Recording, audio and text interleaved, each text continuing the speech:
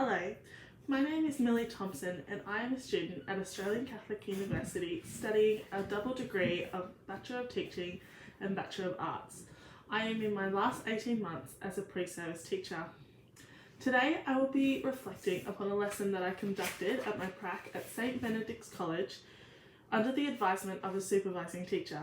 This teacher was a full-time junior teacher in a private Catholic high school specialising in English, history and geography. This is a critical reflection about my experience that challenged me as a pre-service teacher in a Year 7 social studies class. The challenges that I faced included being met with behaviour management issues such as students talking out of turn, not remaining focused on the task material, certain students putting down other peers' answers, and the noise of the group overtaking what was acceptable. The learning outcome for this specific lesson came from the citizenship, diversity and identity strand of the civics and citizenship learning area from the Australian curriculum. The specific content descriptor that was used to produce the learning goal and success criteria was how groups, such as religious and cultural groups, express their particular identities and how this influenced their perceptions of others and vice versa.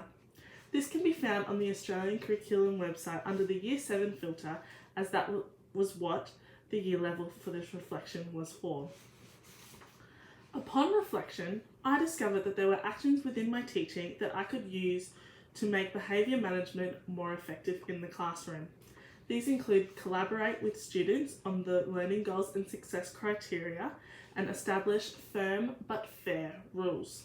Such boundaries would include only one student talking at a time, keeping the noise to an appropriate level for group work, and respecting each other's responses.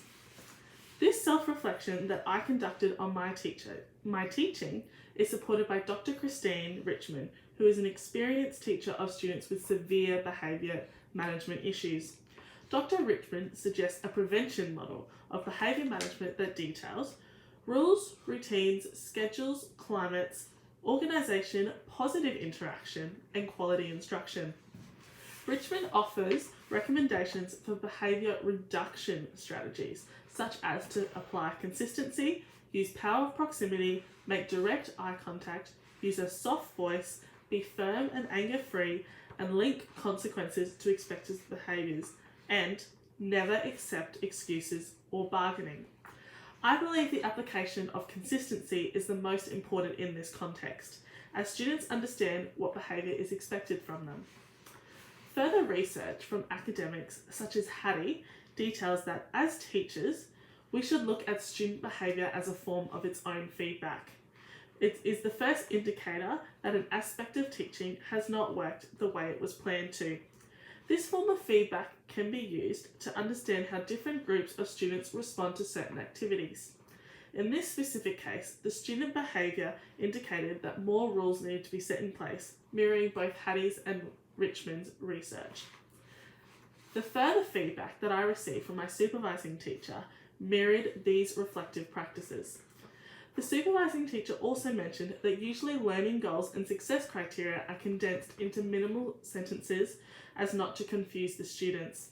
Collaborating with the students in this aspect would help improve clarification.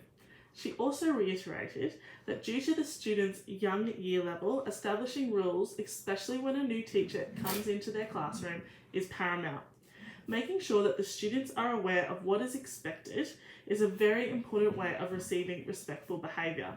By taking this constructive criticism from my supervising teacher, as well as reviewing the students' behaviour and looking at Hattie's and Richmond's theories, I can improve my practice and ensure that my behaviour management skills as a teacher are much stronger, which will benefit not only my teaching, but my students' ability to learn.